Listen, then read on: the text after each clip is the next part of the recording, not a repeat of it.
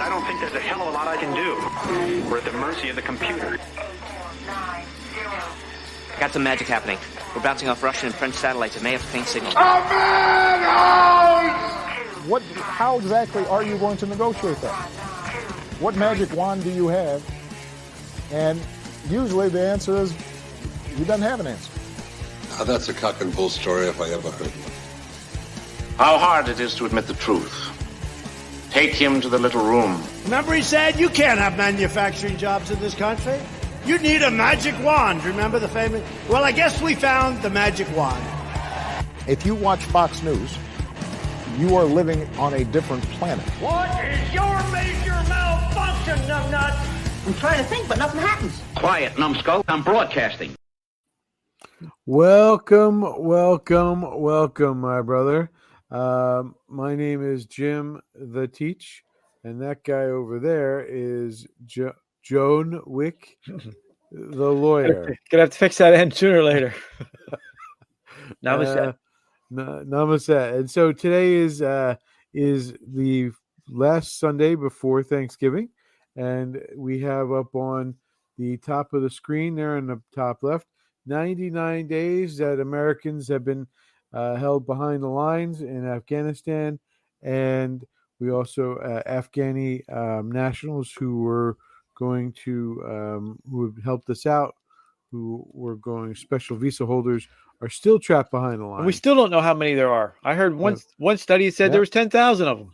Yep, and we don't, because the Biden administration is once again being the opposite of transparent. You would think that a news service would want to find that information out. You think, right? But or many news services. But that they call it fake news, but then there's just plain propaganda. So that's exactly one of the points tonight that we're going to be hitting on when we talk about the many failures, especially with what happened this last week with with our Call of Duty winner, the Call of Duty 2020 winner of the award for the taking out 3 people who were trying to kill him.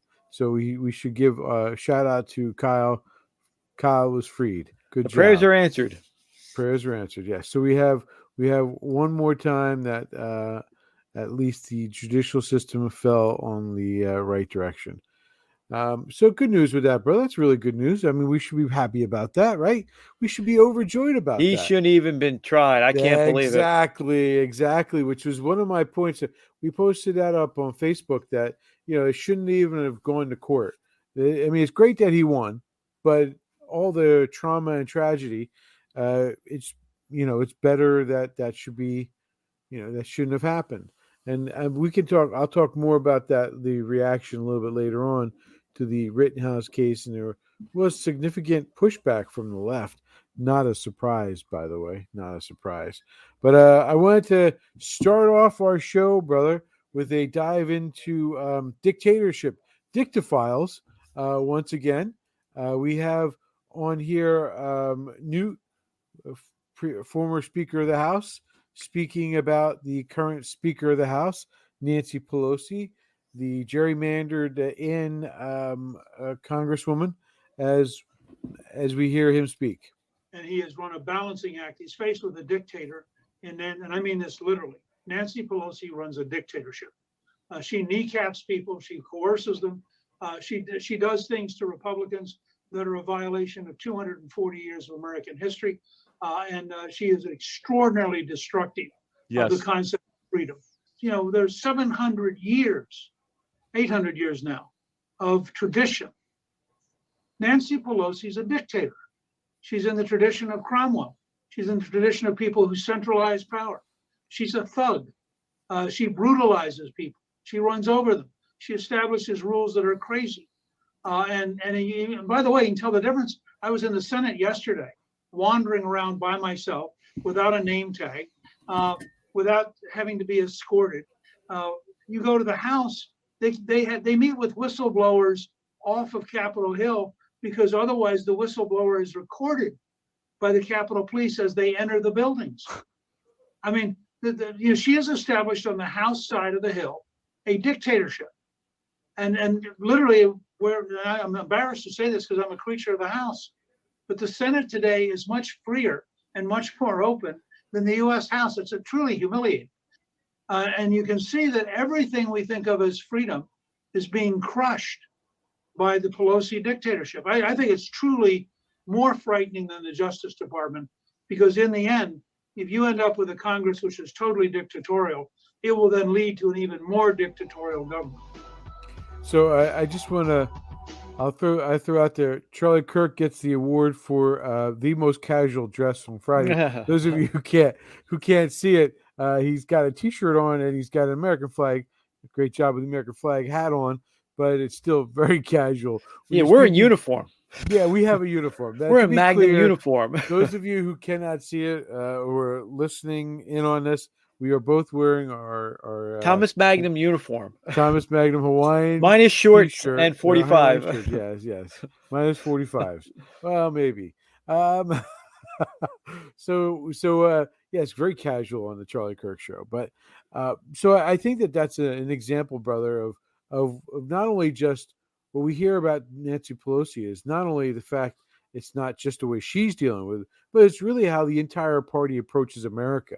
They look to be the dictaphiles to tell us how to live our lives, to go for the heavy security state that they've been itching for, so that they can control every aspect of our life. This is nothing new. I mean, it's new in a sense if you're 60 or so and you've seen a different Democratic Party that actually believed in America first and believed strongly for the American people. But now the new system that the Democrats have embraced, this socialized model, is one in which we see a government that wants to control nearly every aspect of your life, including what's going on inside your head, which brings me to the federal indictment that was done by the last election, the 2020 election. We have, brother, if you would see, and let me put it up on our screen here. We have up on our screen the Iranians. Believe it or not, John, the Iranians were trying to hack in to the immaculate, no deception, no criminal activity, no fraud election that we heard so much. The pushback then when we heard President Trump say that it was a fraudulent election and there was a number of problems. Now, I don't know about you, brother, but from what I understand, there was 100,000 emails sent threatening people to switch party affiliations. Now, this is the breakdown. The Iranians these two Iranians sent these emails saying if you don't switch to the Republican Party, there's going to be some kind of consequence for it. And the idea is then to make the Republicans look bad. And of course, then those people would being Americans are going to say, no, we're not going to switch. We're going to, report you and then, definitely vote Democrat. So this, I just want to remind you, John, that this, immaculate election that are supposed to be for machines that were not connected to the internet.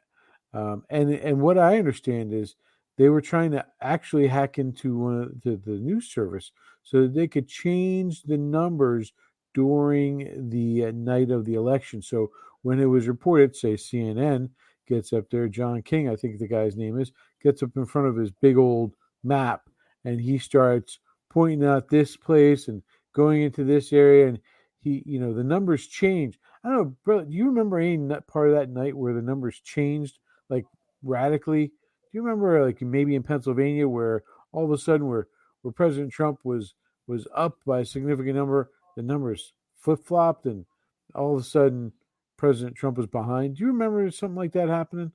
I mean in Michigan? I think it was in Michigan. It was in Pennsylvania too. It was in Pennsylvania. But in multiple places. Not that really ever happened, of course, because it was the immaculate election. Well, no. Now it's just, thank God we have somebody to blame other than the Russians, because we don't want to get swept up in the Durham probe. But right. So it wasn't. You can't blame the Democrats, because if you blame the Democrats, you get kicked off of Facebook. Now we have you're saying is you have the real culprit, which was the Iranians to say. Yes. The All right. Iranian All right. collusion hack. The brother. Iranian collusion. All right. The Iranian collusion. So I think that there should be a special prosecutor to investigate the Iranian collusion hack. That's what. And maybe they'll get to the bottom of it. Okay. Maybe. Because I also want to remind you. Do you remember how Kemp in Georgia was so adamant that this is it was a great election. There was no problem with the election. Did you know, brother, that the Fulton County has been taken over by the state election board because they found so many irregularities with the Iranians, right? Not those pesky not the Iranians, Democrats. brother. The Democrats weren't doing it, Yes, right? No. If you say the Democrats are doing, you get kicked off Facebook. I didn't say anybody, but I would believe it was those pesky Iranians. If you really want to get right, those pesky Iranians, those damn pesky Iranians. Those pesky Iranians. Mohammed. The guy's name is actually Mohammed, by the way. I don't remember his last name, but his first name is Mohammed. But he probably was involved in somehow because there's so many irregularities. But I just find it so interesting that Kemp was so adamant that there was nothing wrong with the results in Georgia. That how he flipped for the Democrats. The Iranians. How he flipped so easily, and now all of a sudden, 10 months later, it seems that we do have a problem with the Iranian election. So going forward, brother, for those of you who are out there, just so you're clear that we've had problems in more pesky Iranians, brother, by the way, in Wisconsin, where 250,000 mail-in ballots were considered non-appropriate because the people who were claiming that they were invalid and unable to go to the polls, illegitimately because of the rules that had been set by the election board, the Constitution, Wisconsin. Yeah, well, yeah. So so that was something that was found by the Supreme Court in Wisconsin.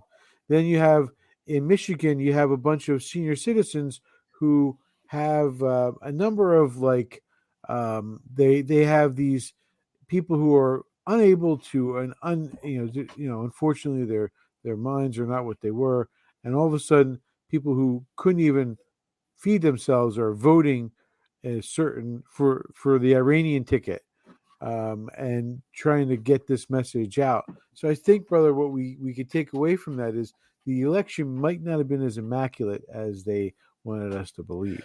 Well, it's a good thing we have that super expensive security state that intercepts all of our communications and has stopped all the terror attacks. Like the one down in Fort Hood, where not one but two secret agencies identified that Major Hassan had contacts and was going to go Ali Al-Kabar on down in Fort Hood because he was in contact with the Yemen insider of all that, and they didn't do anything. It's a good thing we have that security state. It's a good thing. They couldn't stop any of that pesky Iranian activity, but seems to have been able to spy on the guy coming into office and General Flynn. It's a good thing they were doing what they were supposed to be doing and not political, like attacking their political enemies.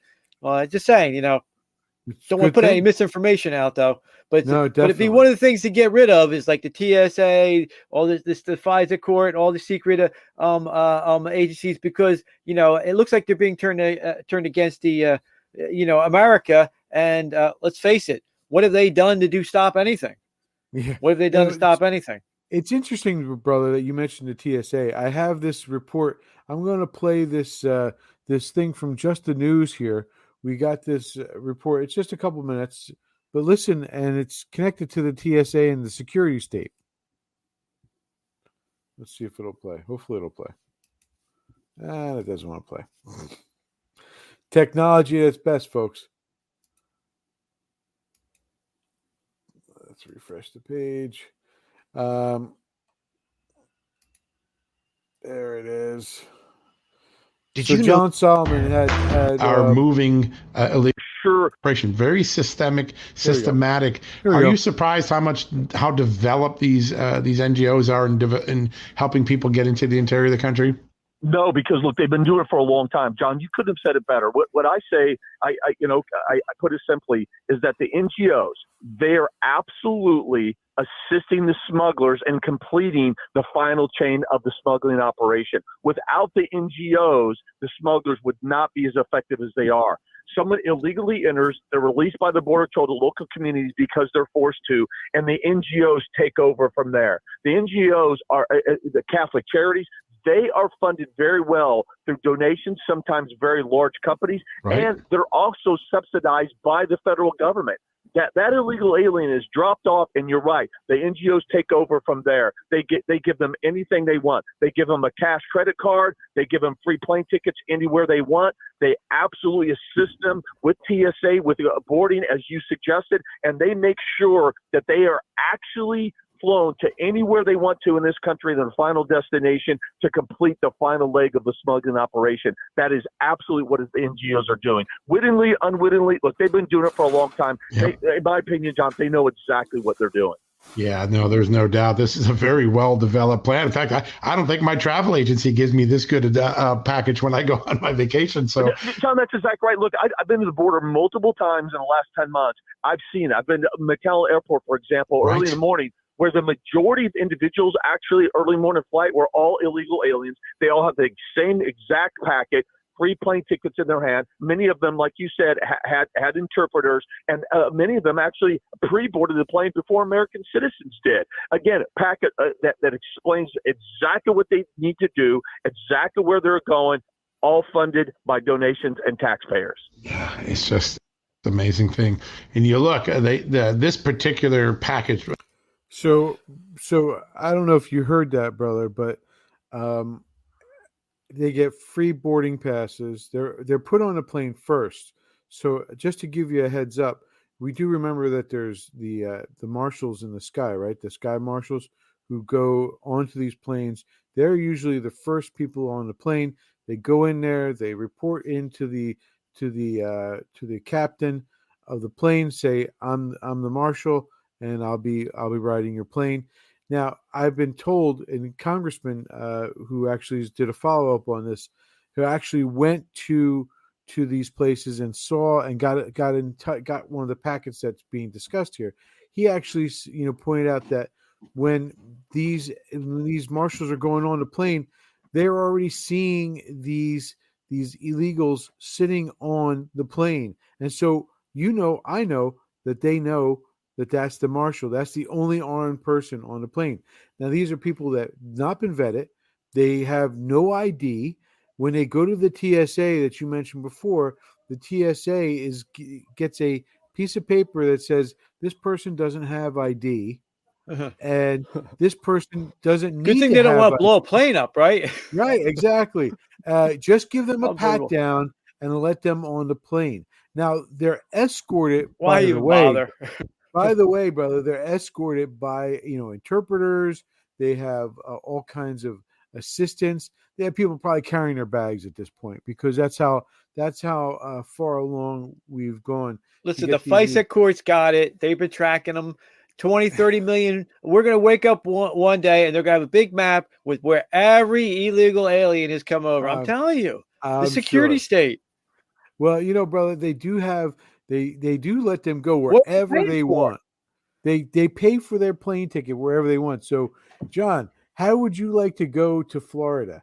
How would you like a free trip to Florida? All you got to do is figure out how to cross the border, lose your ID, come over to cross the border again, and say, "Hey, I'm an illegal. I want to go to Florida." Well, and they'll fly you there. Was it? 2 trillion, 6 trillion spent on making America safe after 9/11. 2 trillion. How many trillions? The giving up of all of our rights to privacy, and how many more illegal aliens have snuck into the country past our super secret forces? 2 million. As of right now, they're estimating 2 million this year, brother. And so if anybody doubts this, you're welcome to go to Just the News. The Catholics win again. Let me tell you, brother. I guess they're more sophisticated than FISA and the FBI. Yeah. I just want to know, where is the news on this? Again, you mentioned it at the top of the hour. So where is the news organizations that are reporting on this? You would think that this would be big news.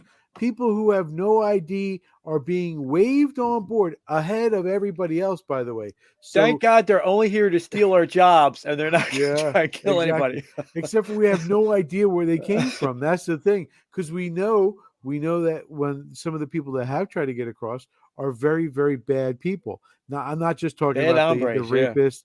I'm not talking just about the rapists or the murderers or anything like that. I'm also talking about the people who want to destroy our country are crossing the border. James, It's a free-for-all. James, if you think about it this way, though, Probably all those the people that are coming, Iranians.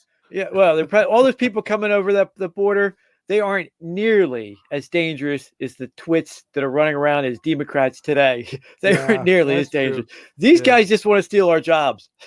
We shouldn't even be talking about them. Yeah, that's a good point. I didn't even think of it like that. They are the less harmful. These creeps evil. aren't selling out our grandchildren. They're not selling out our country to the Chinese who want to dictate us. They're just stealing our jobs. Yeah. Yeah. Well, and so that's all I have for now, brother. I mean, we're going to go on to the consequential knowledge. Yeah. The great as we're not a white supremacy show, is our favorite economist is Thomas Sowell, spelled Sowell, but with a lot of soul. Without a doubt, he's a super genius. He's wrote the greatest books. If you're ever going to read a book on economics, read his books. But he had a great definition that I've stolen and I've always thought of as one of the keys. America is falling apart right now because of the lack of virtue in our women and men and ourselves, and also because of this thing called consequential knowledge. We actually call it the dopey-utopia and talk about it like years ago. But I like his term, consequential knowledge. When we've referred to the dopey-utopia, we're talking about people in the city that they wake up, somebody else cooks for them, somebody else drives for them, somebody else thinks for them because they put on NPR, somebody else opens the door for them, the concierge, somebody else drives them to their work. I mean, they're just like they're so spoiled that they don't have to think or do anything, and of course they're subject to they're living in this bubble, this bubble divorced from reality, and that's why we call it the dopey-utopia. Well, Thomas Sowell had a term of consequential knowledge. Like there's knowledge, like any academic idiot like an Obama, they can pontificate all they want about stupid crap because they never have to pay the consequences to their nonsense. He can go on and on and on about global warming, take away raise our heater prices so we freeze during the winter and so we can't afford electricity for air conditioning in the summer. He doesn't have to pay that because he buys a house right there in Martha's Vineyard for $12 million. He never has the consequences of his stupidity. And he's a dumb guy. I'm so sick and tired of people telling me how smart Obama is. He's a freaking moron. But anyway, one of the reasons why is because he lacks all consequential knowledge. He's never done a thing in his life. Just like Nancy Pelosi, another one. Never done a real thing in their life. Never done a real job in their life because they have no consequential knowledge. Thomas Sowell will point out, this is what his definition of consequential knowledge is this. Say you're an engineer. If you're an engineer and you put a building up and it comes down, you can't be an engineer anymore. Plus, they lock you up and put you in jail. There's a consequence to your actions, right? And so you could be an academic ideologist ideology with an ideology and go on and on in a school as a professor in some university or think tank or something like that, never pay the price. But what makes the engineer, what makes the person, the common sense, and this is why he then says that's what is the basis of common sense. What makes them different is that they have to go about their lives, and that when they drive recklessly, they have an accident. When they don't pay their rent, they get thrown out of their house. When they show up late, they get they lose their job. There's a quote consequential knowledge and this ideology knowledge. And so it comes up because. It came up because now I'm going to segue into almost a completely different thing, but there's a reason. Two of the cases are coming up in front of the Supreme Court this term. One of them is the gun case that we talked about, the New York City gun case, where the New York City has got this draconian rules where you're not allowed to have any guns at all. Okay, and then the other one is the Mississippi abortion law. It's Mississippi law. They banned abortion after 15 weeks. It's Dobbs versus Jackson's Women's Health. And now this is for, I mean, they've been nibbling it. They've been playing at games. Basically, there was Roe and Doe. Roe said, it divided it. The states can do it at the third trimester. The states can't do anything in the first trimester. It's up in the air. Maybe they can, maybe they can't in the second, in the middle trimester. Then they had a companion case, Doe, but there's a mental health exception. All right, then time would go on to Casey and that idiot Kennedy and O'Connor, and those morons. So it wasn't a real decision. It was a plurality decision. It wasn't a full decision. But they said, "Oh, mental health of women. The health of a woman trumps all, so they can abort and kill babies all they want." But it was a plurality decision. This Mississippi law is the first out and out assault on that, because it puts all the cards right on the table. Now it's not the Texas law, which is a little bit different. But it's the first one up is this Mississippi one. And why? Well, why is that a big deal? Well, it's a big deal because now for the last 50 years, we've been sold this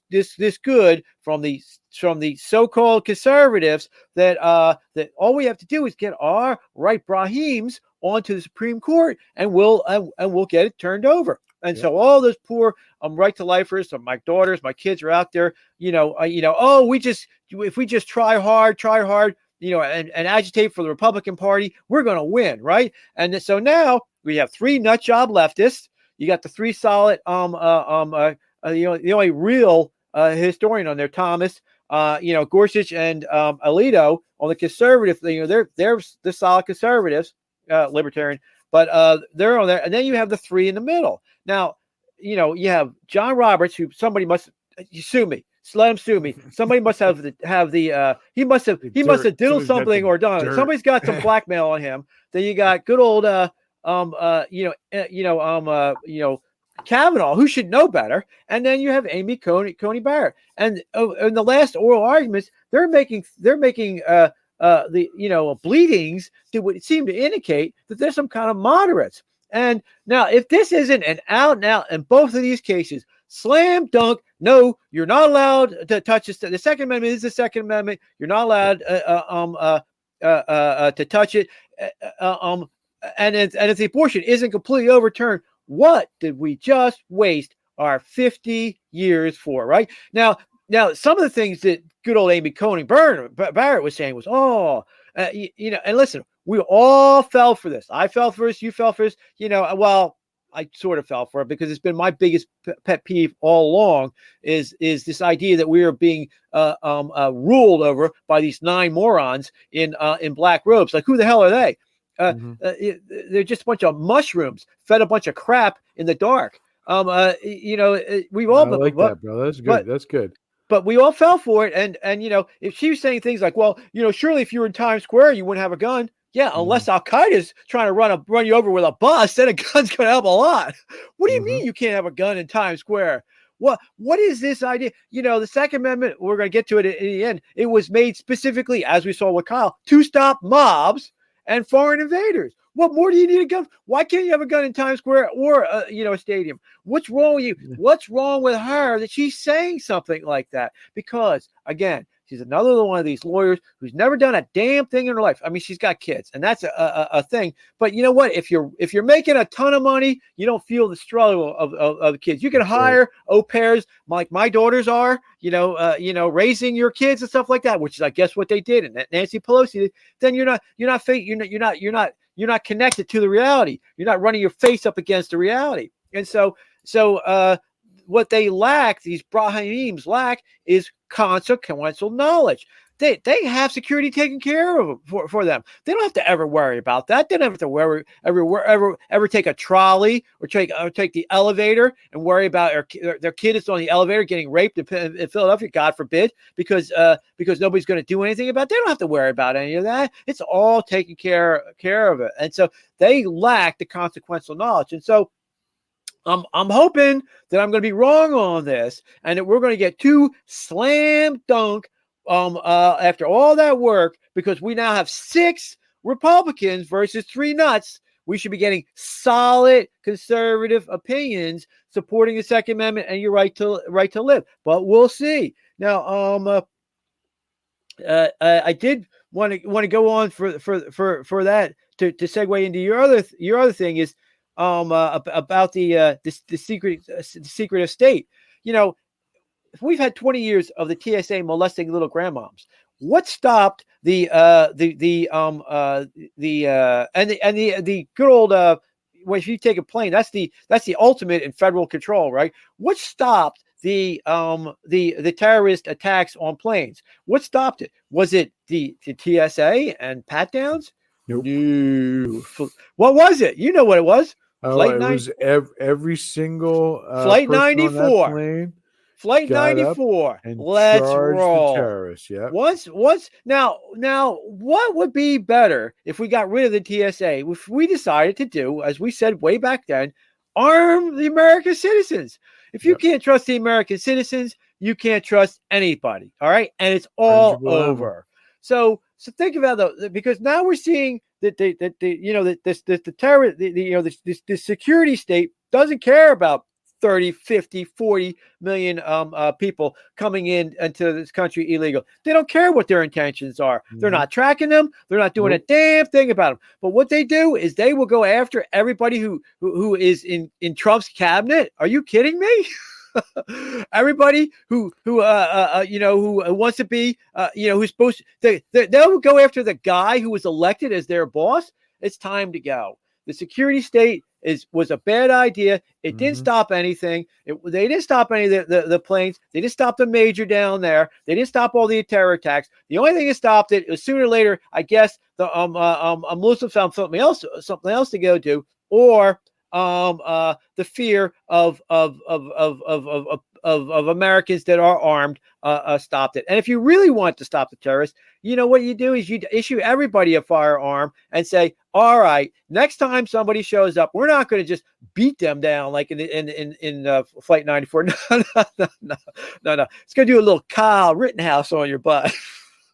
And then we won't have to spend trillions and trillions of dollars on foreign wars and that we run from, and security state that does nothing but steal the freedoms that God gave us. And that's our beef with consequential knowledge, and why we should get rid of the Supreme Court. If it doesn't, I'll just add on a couple of the thoughts that we had.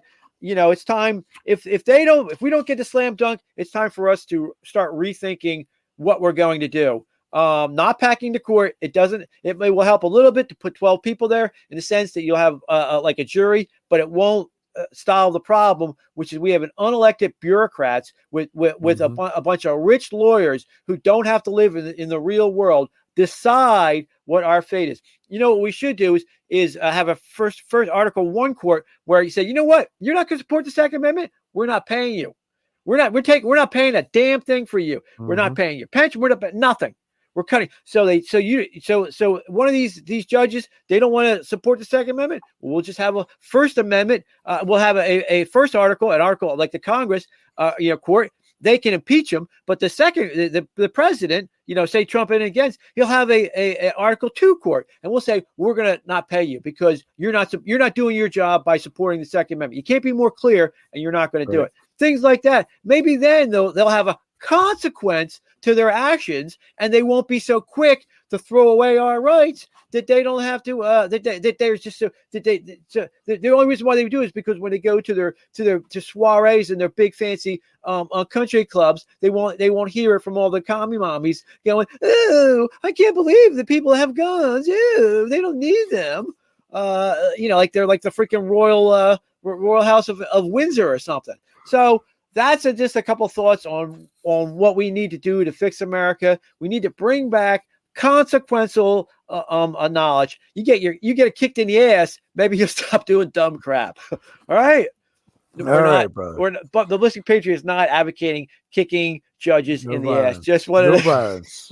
No violence. We are advocating no violence. We are non-violent. Metaphorically. Metaphorically, yes. So let's dive into the culture wars, because that's really the next piece that I want to bring up. I don't know if you're familiar with the show SEAL Team, brother. You've watched that a few times, right? Got the guy from Angel, right? You got I love the guy Angel. from Angel's great. Yeah, David the TV show. Boreanaz. Yeah, and so it's a show. First of all, it's they actually have one of the guys on it, and I don't know which one it is, but one of the guys was actually on the SEAL team. One of the guys that are in the show. So they have a lot of knowledge about what happens, and they have these guys train very, very vigorously. What you see is effort of months and months of training, just like the teams do. And so I mention that because it's a show that's wrapped in reality in some respects. It's not, of course, it's not. Sergeant America agrees. Right. Okay. So Sergeant America says it's really good. It's accurate. So what this fifth season, they were going to get rid of it. CBS was going to get rid of it. The Communist Broadcasting Service was going to get rid of it because I was wondering, why are they going to get rid of it? It's a very highly rated show. It's the same thing that happened with Tool Time, or not Tool Time. What was it? The Last Man Standing with Tim Allen. It's a very highly rated show. Why are they getting rid of these highly rated shows? And then it occurred to me these guys don't come across, directly as like Trump guys or as conservative, but they are clearly they have a very positive view of what, John? America. America. They're very positive view of America. So I'm thinking, really, are they going to be so blatant that they're going to do this? They're going to dump them into Paramount Plus, which is, you got to pay to get it. It's a paid service. It's not going to be on regular TV. It's not going to be available, on CBS to watch every night. And then they put it on Sunday night, so you get the new episode Sunday. It's like they did everything they could to try to kick it out of the well of being watched. And then I watched 3 episodes back to back, and I got to tell you, then it all became clear 100% why they're trying to get rid of SEAL team. Because in the first episode, they went to 9/11. They talked about 9/11. They talked about the roots. They talked about why they joined up. They talked about what happened on 9/11. They were at New York City. They went there. They saw the memorial. It was a very touching episode. That was one. Second episode, they start talking about Afghanistan, and they start talking about the withdrawal. Now, I know that CBS didn't know this, but the point is, the show is going, it just dove right into it about the ridiculousness of the withdrawal. It didn't hold any punches, brother. Didn't hold any punches back. It went on about how much of a waste it was, and how the soldiers who fought should feel proud of what they did, and how in essence, and I'm paraphrasing what I take from the entire show, the leadership should be ashamed of what they did, and that's what it all came down to. But not the leadership of just the withdrawal, but the leadership of the 20 years. The people in power should be ashamed of what they did. They knew it was going to fall apart, and they didn't do anything about it. And then ultimately, the capper on everything, John, in this last episode, which I watched just tonight, and I just wanted to get it in because I figured there might be something else, and I wasn't left disappointed. You got Sonny Quinn, the Texan. What, John? What's the phrase he uses? Stop the steal. Bingo. From the pesky Iranians, though. Yeah, from the pesky Iranians. You can't forget that. No misinformation. You get kicked off. Sonny Quinn's got to get that right in his head. He's got to get that right. So, culture war, brother. Culture wars, right? So, what do you think of that? You got any comment on that? Anything you want to say about that before I dive deeper? No, go ahead. Dive deeper. So, I wanted to think about. So, since I will now, why do we have this ideology that it's bad to like America? And I got to thinking about it. And then, brother, I was given a gift not only by Kyle's victory, but I was given an added gift by watching the head of the union, my union president, the president of my union, Sean Spiller. He comes out with this statement right here, which I'm going to just read it for those of you who are listening to us and not watching us. Today, we share the anger of all those who know that our communities are less safe because the verdict sent a harmful message that vigilante violence is a reasonable response to constitutionally protected protest. God Almighty, the only constitutional piece here was the guy carrying the rifle with the Second Amendment as the constitutional, and then the vigilante justice was actually the three knuckleheads that tried, the three attempted, the pedophile, the wife beater or the woman beater, and the felon who was carrying a gun, the armed felon. Those were the ones who were trying to do vigilante justice because they were trying to take Kyle out for his putting out the fire and for him standing up for his community. That is, in essence, what this guy Sean Spiller. He also goes on, and this is where I'm going to make a statement that people are going to cringe at, but I don't really care because the facts are right here on the screen. But more than that, today we share the determination of those whose commitment to true equality, liberty, and justice of all people, regardless of race, religion, or creed. And then he goes on, our thoughts and deepest sympathies go out to the families, friends, and loved ones of Joseph Rosenbaum, the child rapist, multiple times, and Anthony Herber. He's the one who is beating women, and as well as Gage, I'm not even going to try his last name, who was the felon carrying a gun that pointed at Kyle when he shot him, and who were victimized. They were the victims. So this guy is willing to defend a child rapist. And you know what I say to that, brother? He's supporting child abuse. Sean Spiller is out there supporting child abuse. He's not supporting the children that we're supposed to be teaching. He's supporting child abuse. Because when you stand there and you defend a guy who went out of his way to try to harm an American, a child, 17-year-old. Let's be clear. Legally, Kyle was 17, carried the rifle legally in the state of Wisconsin. He was 17. He was attacked. And this guy, Sean Spiller, the head of the NJEA, is saying it's perfectly acceptable that was done. That this adult, this 35-year-old adult, attacked this child rapist, attacked Kyle, the 17-year-old.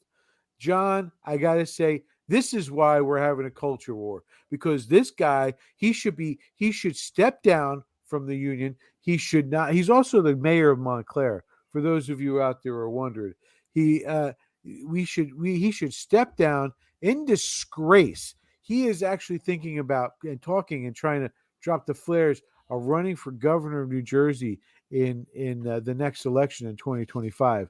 God help us. This guy's already done enough damage. And I also want to point out the top 6 people individually make 7 times. The top 6 people of the NJA make 7 times what the average teacher in New Jersey gets paid. And so, brother, I'll point out to you, you mentioned consequential knowledge in your previous segment, because these people who get help putting on their pants, they don't put their pants on the same way we do. They get help putting their pants on. They don't open the door the same way. They get somebody to open the door for them, whether it's the car door or whether it's the door to the hotel or the house, the building that they're living in. They're not like us. This guy's not like us. They can't push the button. American. Somebody else pushes the button for him on the elevator. Exactly. This is the ridiculous. These people, this somebody guy cooks here, for them. and somebody watches their kids. Somebody takes care of their kids. Exactly. Somebody raises their kids. These six people at the top, they make more 7 times. They're not the teachers of New Jersey. I know there's a lot of leftist teachers out there, but there's also a lot of teachers like me who stand up for America and will not teach the radical nonsense of the left. And I wish there was an alternate organization that I could go to that would be that would be able to fight and protect the teachers. Because I'll be honest with you, brother, I have seen admins go after teachers. I've also seen the cases where the teachers have been targeted wrongfully in many cases, and I know that it's, people don't like to defend the union, but the problem with the union isn't unions. We as Americans don't mind unions, people being protected in their jobs that from abuses. We don't mind that. What we have a problem with is the leadership of the unions who cut the backroom deals like this guy does, who do the horrible things that make that sell out. I don't want my money to support Murphy. I don't want my money to support Democrats. Why is my money going to them? Because I have no choice. If I had a say in it, that would be better. Why is my money supporting those clowns? I don't want that. But how else am I going to make a living?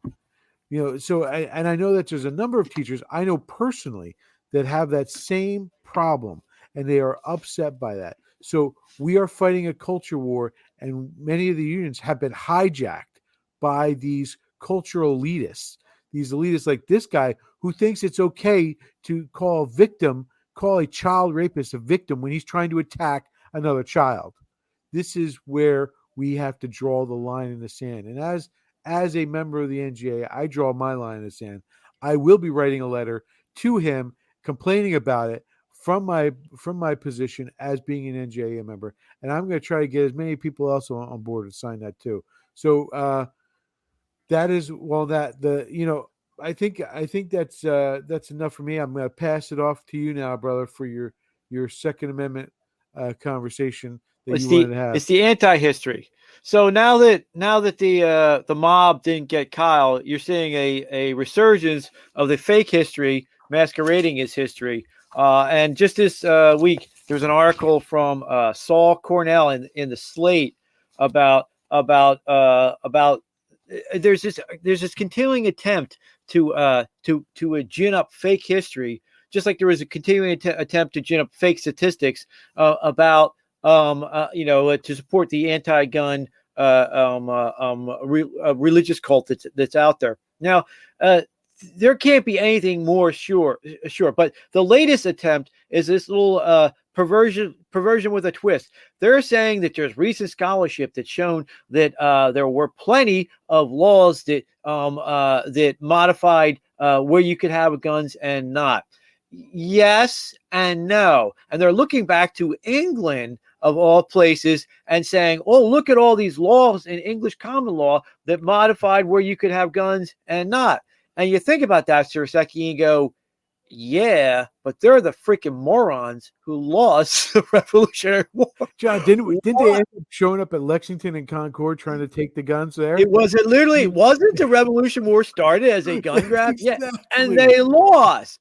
So why would you think that that's what the founding fathers meant when they wrote the Second Amendment? See, but this is the fake history. And what they do then is they dance throughout history about all the other gun laws that because there's a thing. One of these days they're going to write a book on because they didn't have Lexis and Westlaw back then. You had a lot of things go by, lawyers and judges, because they didn't know any better. And so you get a lot of laws that were where you would go like, really? Didn't you notice that? Because they didn't have the resources you have today. Today, you push in your search, you come up with a Westlaw, and you go, oh, look, all these cases, and you can see it again in history, it's like some lawyer would know something like, implicit overrule or something like that. And you can see it, in Supreme Court cases for a while, and then it would disappear. And then another Supreme Court justice would have it. You can see that because, we didn't have that open source intelligence we have with the internet now. And it was literally stuck in somebody's head.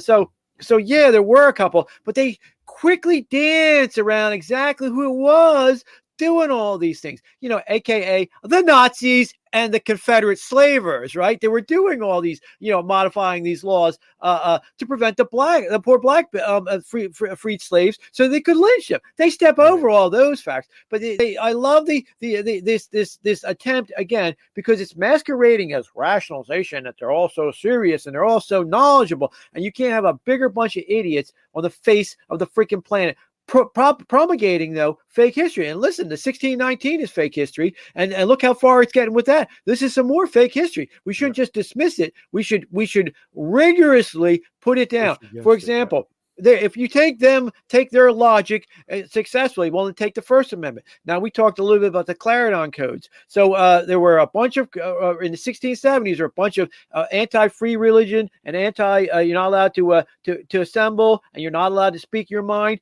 When it got coalesced into the First Amendment, the founding fathers did it. They said, oh yeah, they looked back to the Clarendon codes and the things that were done to shut up to religiously persecute people in England. They go, we don't want that. We'll just call this the First Amendment, and it's the exact opposite of all that stuff. Now, there are Clarendon codes that were still in effect in the 1800s. If you take these idiots' logic, well, then of course you can abridge every First Amendment right you want because the English common law, that's what they did, and the Parliament did it then. Okay? No, I will take you now through the legal and historical roots of the Second Amendment, the slam dunk case. All right. Now, to be clear, because I'm not that idiot Obama, but a well-regulated militia. The definition of militia back in the Founding Fathers' day was 17 to 49. If you weren't in the actual militia of 17 to 49, you were still in the reserve of militia, which was everybody else, the women, everybody else. Why? Well, because when you had to repel, invading Indian tribes that were massacring everybody had to get a gun to save their lives. And remember, it's not a foreign right, the Second Amendment. It is an indigenous American right. The England didn't protect us from the Indians and the frontier and the bears. We had to do it ourselves. And we took a page from the Indians who carried their own weapons, and we did too. So it was an indigenous American right, separate from the other rights. The Second Amendment is an indigenous American right. So anyway, that's for militia. Being necessary to the security of a free state, aka being to defend against foreign enemies like the British Empire, or aka riots were endemic to America, which we just saw with good old Kyle Rittenhouse, who was actually not going across the border. His dad lives in that community. That was his community. His friends were in that community. He wasn't an interloper. He wasn't a chaos tourist. That prosecutor lied. Now you can get away with that because he is immunity. But anyway, the right of the people, that would be us, not the government, to keep and bear arms, meaning to have it in your house, or bear, meaning you idiot Amy Coney Barrett, to take to the Jets game or to the Times Square, wherever the hell you want to. Yep. Now, these are the key words. Shall not be infringed. Now, shall not, I'm going to focus on a little bit at once for a little bit. When I was going to Temple Law, I had the privilege of taking classes from Professor Libinati, who wrote the book on state constitutional law and what's called Judicial Canons of Interpretation. He wrote 2 books on that. I mean, it's amazing. He was a genius. This guy was a super genius. Anyway, the term shall not is actually a legal term of art, meaning it's got case law all of its own that is determined it. Reason why is because the federal constitution wasn't the first constitution, the first rodeo the founding fathers were at. They'd written a series of constitutions for each of the states and for the colonies, and learned a lot. One of the things that they learned is that when they spoke and used the term may, the government just did whatever the hell they wanted. So they rejected may and came up with the term shall. And it's a legal term of art, meaning there is no question now. It's not up to anybody's discretion. You can't or you can do it. Period. Over. Now, of course, you got to remember, too, that the founding fathers, they knew Latin. And they spoke. Latin doesn't have a place for grammar, and because it's at the English at that time was you defer to the lords and the rest of it. It's a very deferential type of English that they spoke, and very passive English, English. So that's why the structures go on forever, and it's so hard to read for a modern person because they just don't spit it out. America has moved forward from that time, but shall not has a specific term now. Now, just focus. So that's the legal definition, shall not. So when they say shall not, you can't get more absolute than their prohibition. Now, not be infringed. You think about that. If you're doing any math, if you know any math, a lot of math, some people who have a mathematical mind just think in set theory. And there's a set, there's a set of A to B, A to Z, and you have A to Z in it, and that's it. But you can have bigger sets too. Every set is part of a set. These are even called the null set. And some math is just all about sets. So they created this set of the rights, right? And then the founding fathers said, no, that's not enough.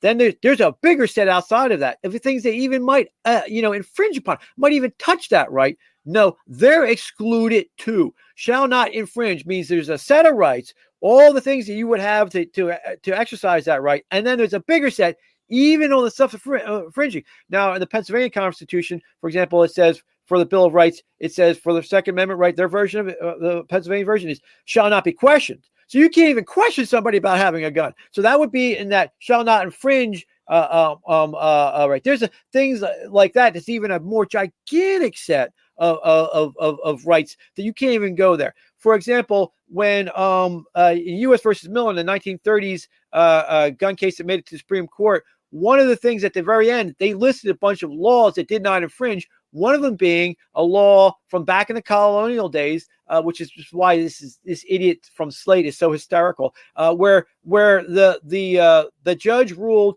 that you could take from the poor purse because there was a guy who didn't have enough money to support his kit for the militia, meaning he didn't have the horn and the powder and the bag for it and the rifle, and they could take it from the poor purse to arm him. That's not infringing the right, of course, because they are literally arming the kid, right?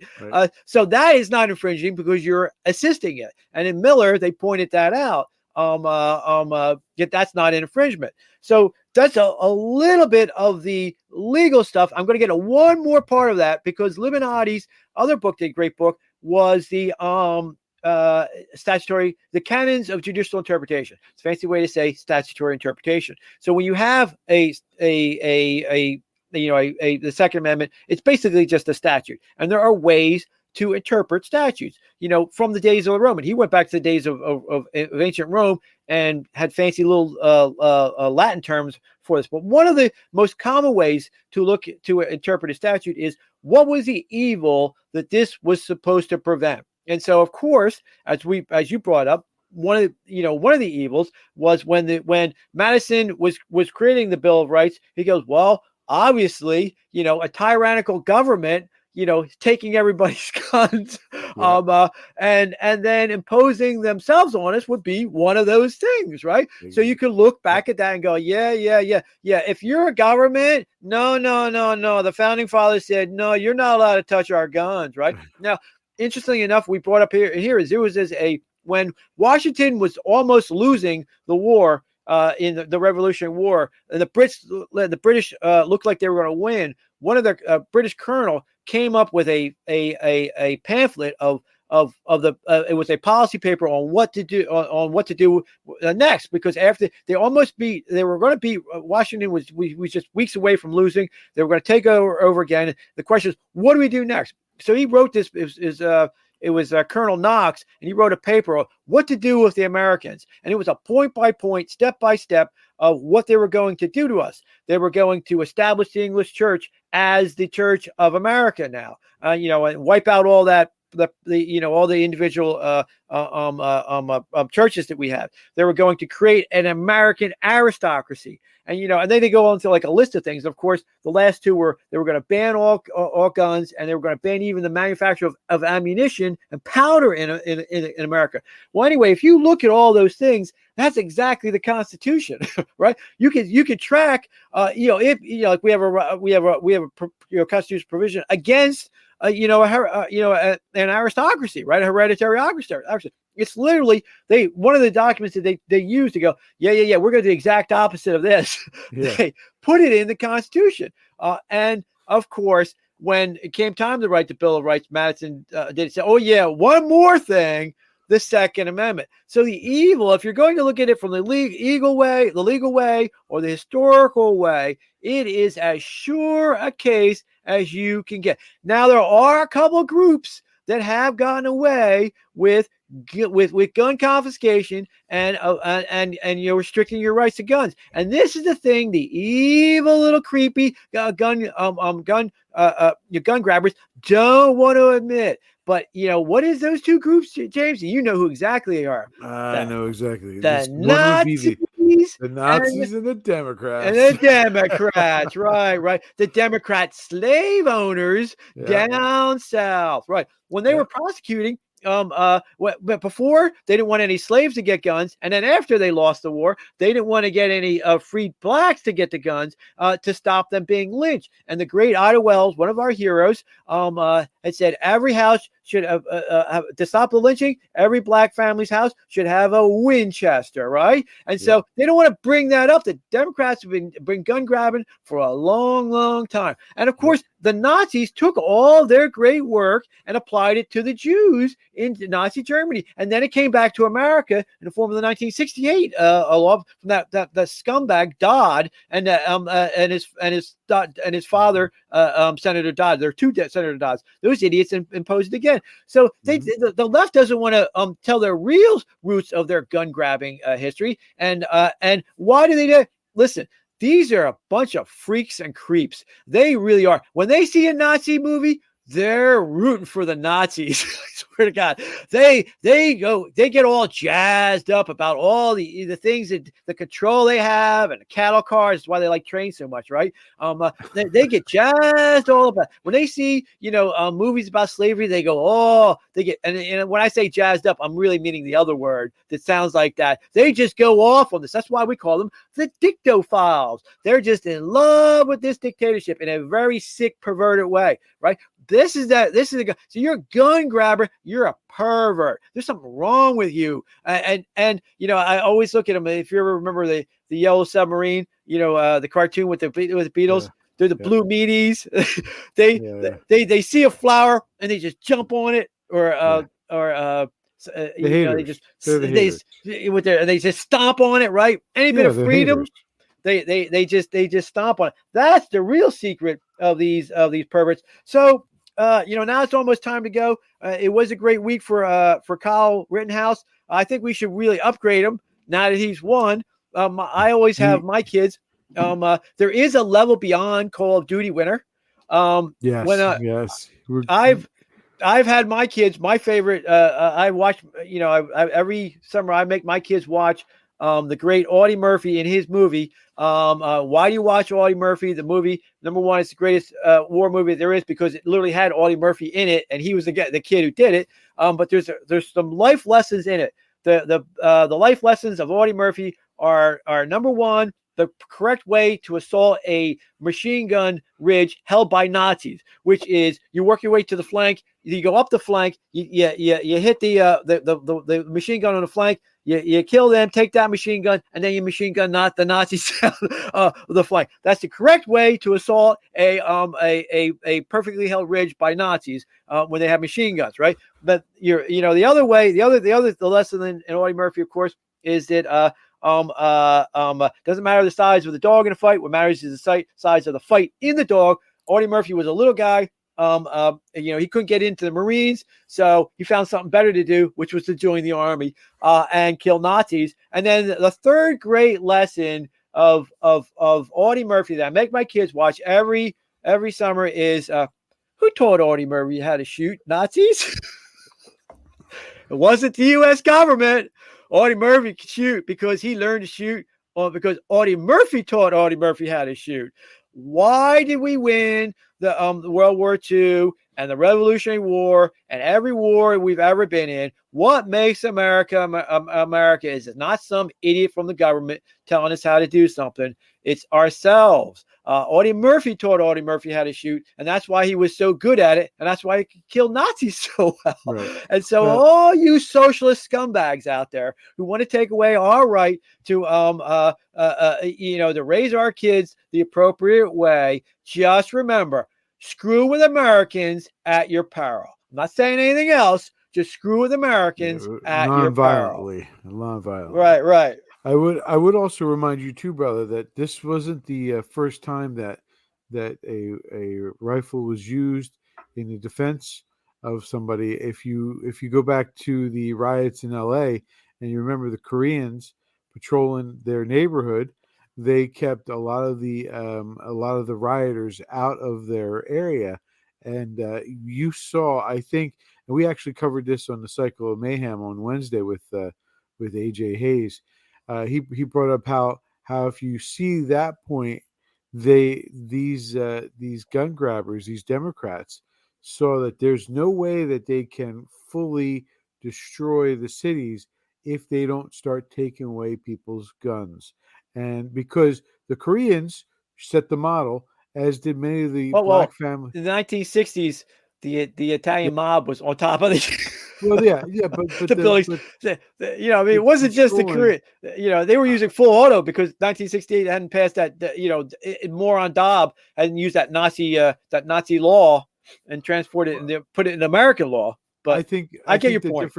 I think the difference is it was televised. Like you saw the news actually reporting about how the Koreans were patrolling. They were actually shooting at people who were coming into their neighborhood to cause violence and defending their property. So I mean, we go from that to Kyle all by himself being attacked by multiple attackers. Why do you need an AR-15? AR-15 beats mob.